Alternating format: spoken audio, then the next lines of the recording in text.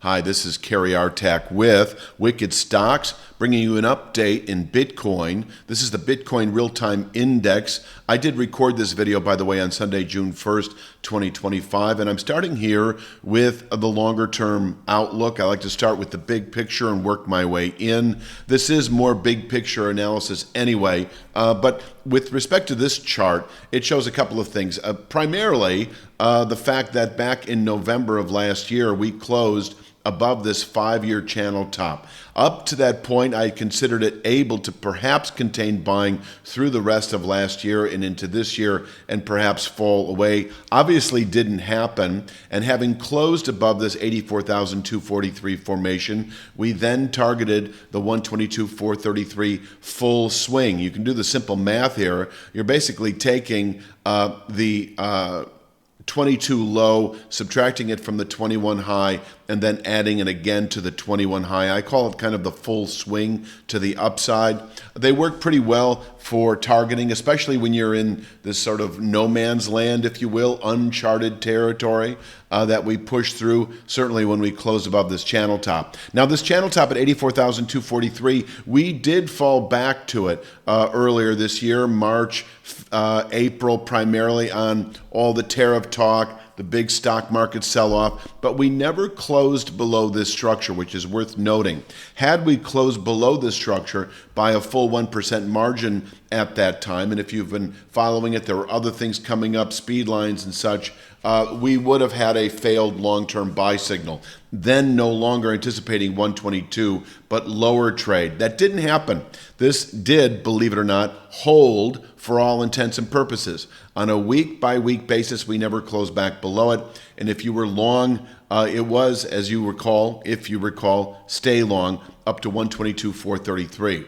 So if we continue through time, you can see that, first and foremost, we closed above a short-term channel top that is now, below 84,243, but did indicate the extreme channel top that is now at 98,766. And having closed above that descending channel top about a month ago, let's see, about 5 weeks ago, really, 98,766 did indicate nearer term, that is to say within 2 to 3 months, reaching 122,433. So what to make of this image here?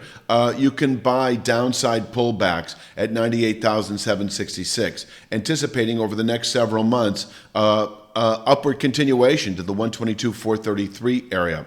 On the way up, of course, we've got the January high, and that was the previous all-time high of 109,192. And I've been mentioning now for the last month or so that we do need to close above this on a weekly basis to set up 122,433 as a likely 3 to 5 week target. Now, that hasn't happened yet. And what has happened is, we've pushed through this, but we've not closed above it on a weekly basis. And so, if you're, let me go through a couple scenarios here.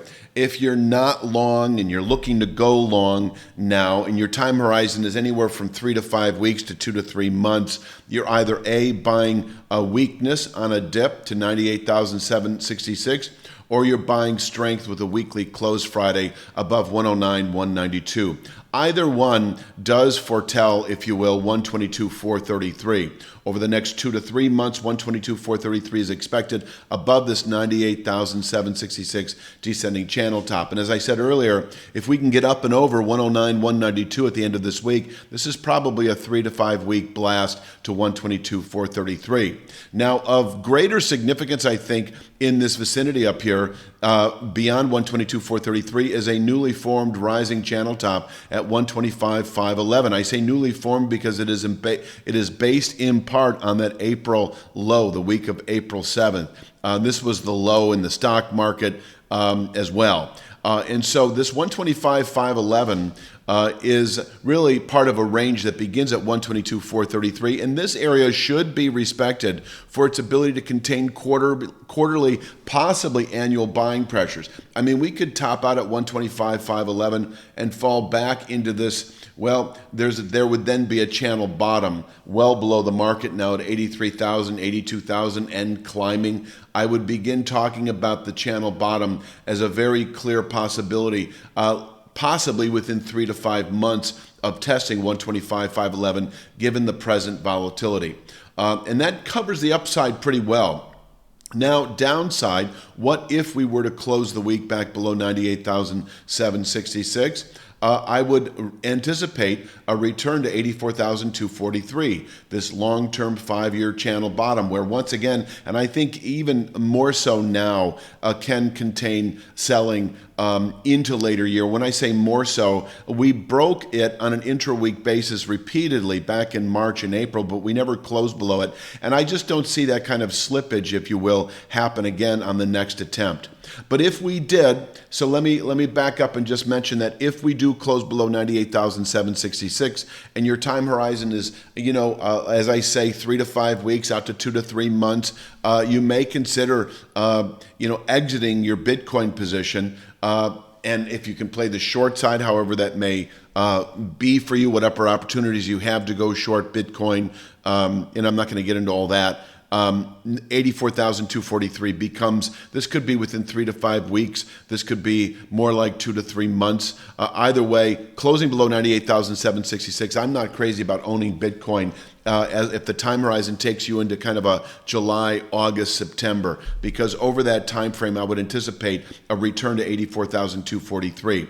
Now, 84,243 is backed up, and this is the last slide I'm going to show, by a newly formed rising channel bottom at 75,745. And it really is this, kind of a 9,000 point range of support roughly between 84,243 and 75,745 that can absorb selling through the rest of the year, and we can round up again. Yes, if we were to close in the months ahead below 75,745, I see a good long-term high through the rest of the year in Bitcoin and meaningful bearish continuation as we continue through the rest of the year and into early next. But we're nowhere near that scenario playing out. Where we are is decent support at 98,766 that, if tested, can contain selling through June into July, and above which a 2 to 3 month target exists at 122,433. I'm going to back up a little bit and add 125,511. If we can close above 109,192 at the end of this week,